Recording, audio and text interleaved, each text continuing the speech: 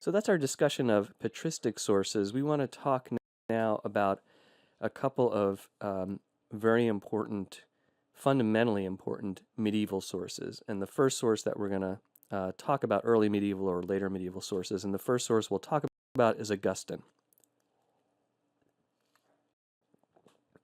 So if you've studied Christian theology at all, you'll have come across Augustine. Augustine was the bishop of Hippo, which is in northern Africa. He lived in the mid 4th century, early 5th century, and his influences just on certainly on Western Christianity, and even on Eastern Orthodox Christianity, at least in its sort of response to Augustine, is really impossible to overstate. So a few themes that I want to bring out from Augustine for the purpose of our framing discussions about ethics. One of his great texts is the Confessions. You, at some point throughout your theological journey, need to read the entirety of Augustine's Confessions. It's important in world literature generally because it really is one of the first kind of autobiographies that's really looking into the writer's individual psychology. The Confessions is really Augustine's sort of, it's autobiographical, and he's looking into his own heart and his own soul.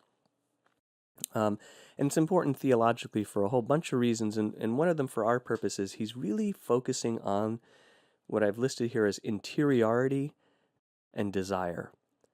So what does he mean? What do we mean by that? There are some famous phrases you may have heard. Our hearts are restless until they find their rest in you.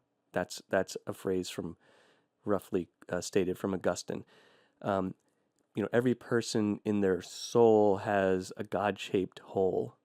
That's an idea from Augustine, right? So this idea that it's within ourselves, looking within ourselves, that we see our need for God, and that we see our lack, the ways in which we fall short of having that need for God fulfilled, that actually then turn us outward toward God.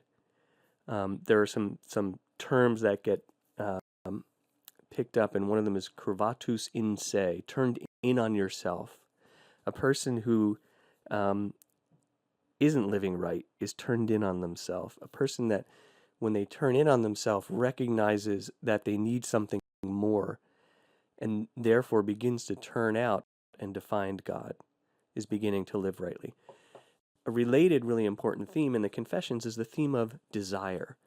And I think you can see, I hope you can see the connections between this and some of the Greek thought that we were talking about.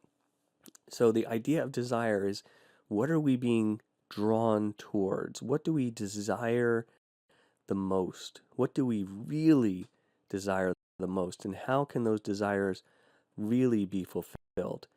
Now, Augustine talks in the Confessions about his early life, and he lived a pretty wild early life. He was, in modern terms, he was a partier.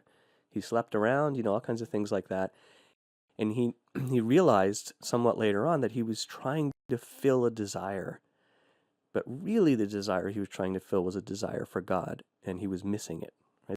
So that's an important theme in the Confessions. Augustine also is the author of another kind of fundamentally important text, both in Western history and in theology, which is the City of God. Again, the City of God is something that at some point in your theological and spiritual journey, you really need to try to read the whole thing. We don't have time to read the whole thing, obviously, in this class, but you really ought to. And the City of God is basically a meditation on the fall of the Roman Empire. So it's around this period in history the Roman Empire is really crumbling. And there's this big question of, why is this happening? What does this mean for history? How is God providentially present in history? And the one of the basic themes Augustine develops is that there is a city of God and a city of man. The city of man is sort of like the present age. It's the city we live in now. And it's not a permanent city, and it's a flawed, deeply flawed city. The city of God is the eternal city, ultimately is what we might call heaven. And the city of God is really the permanent city. Now, it's not to suggest that the city of God and city of man don't overlap at all, because in this present time in history, there is some overlap in the presence of the church in the world. And by the church, Augustine means the institution of the church, and for him, the institution of the Roman Church, the Catholic Church. But what he also means is the church wherever it is found. He does have an important sense of the invisible church. So there's the presence of Christ in the church in the world now, already at work. And in those places of overlap, which can be places of conflict, which can be places of transformation, are really important to an Augustinian sense of ethic. And then how those places of overlap ultimately relate to the final city toward which all of history is being drawn, and there's that theme of desire again, is a really important theme. And so that this current place of figuring out how to do ethics is living in that overlap.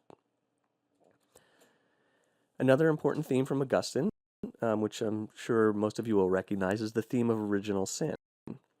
So there is a doctrine or a thought of something like original sin, I think, in many of the early church fathers. You read people like Athanasius, even Origen, some of the Cappadocian fathers. There's always a sense, and it's drawn from the biblical narratives, that human beings are pervasively sinful, and that we are pervasively sinful from the very start, from the very root of human existence in Adam. And I think most of the early church fathers, with some possible qualifications, would have understood Adam and Eve as some kind of historical, literal figures, with a lot of qualification for some of them, especially some like Origen and maybe some of the Cappadocians.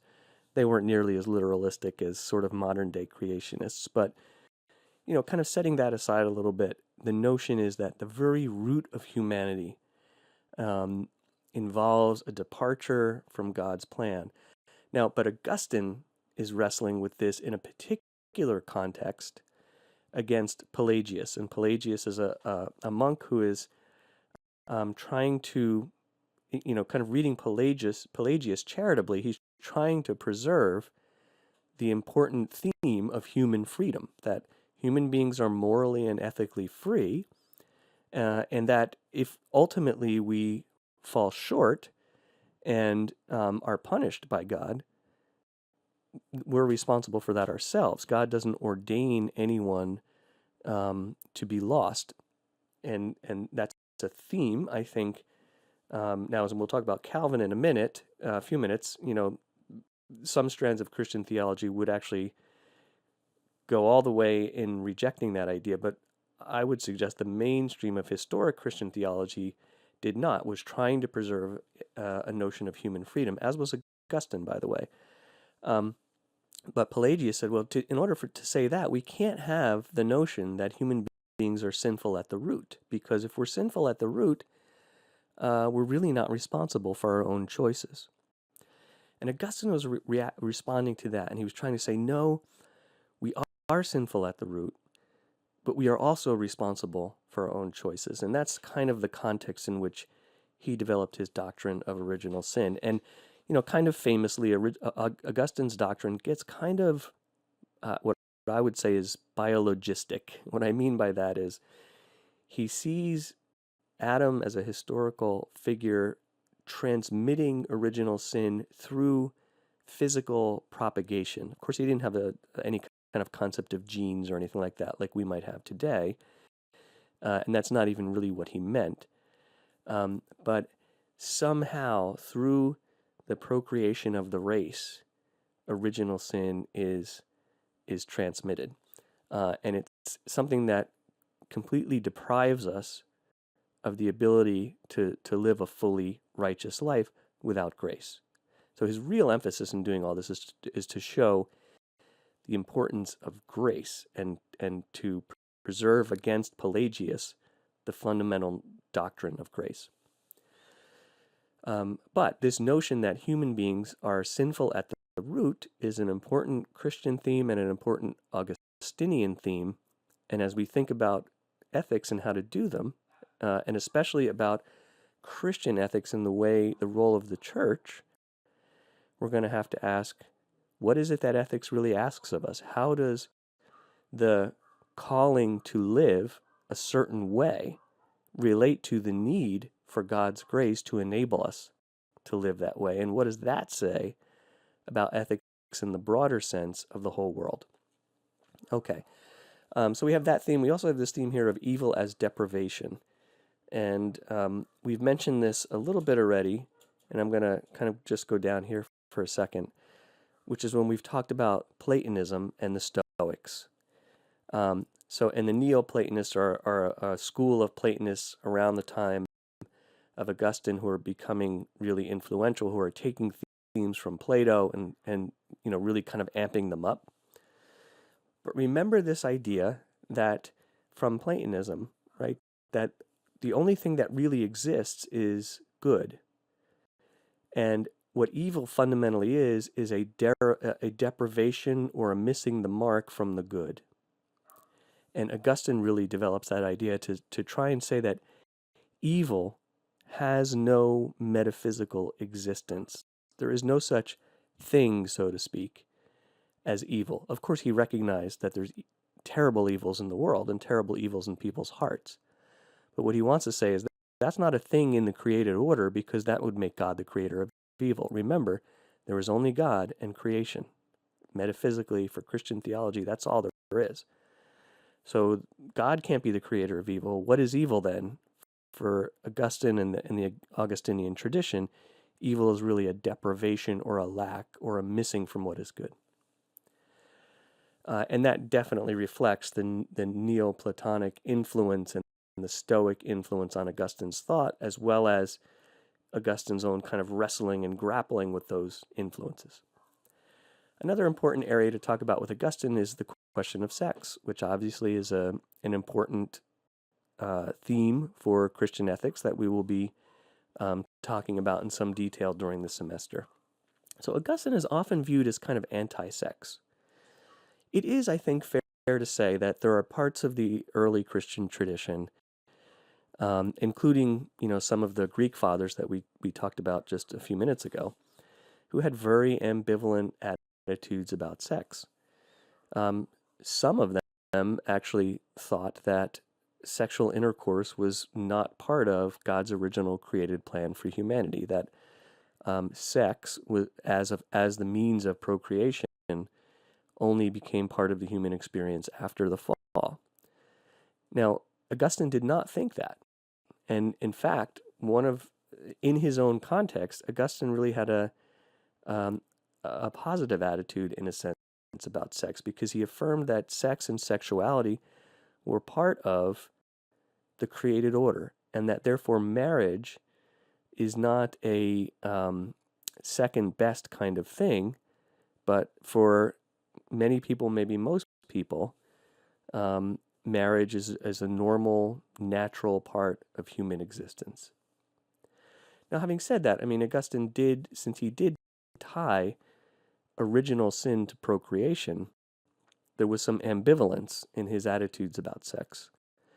And that ambivalence tied with kind of the earlier notion. And, to be honest, some of that earlier notion even goes back to Scripture, to Paul and his discussion about celibacy. So this notion that somehow the celibate life is a higher form of life, and therefore, people who are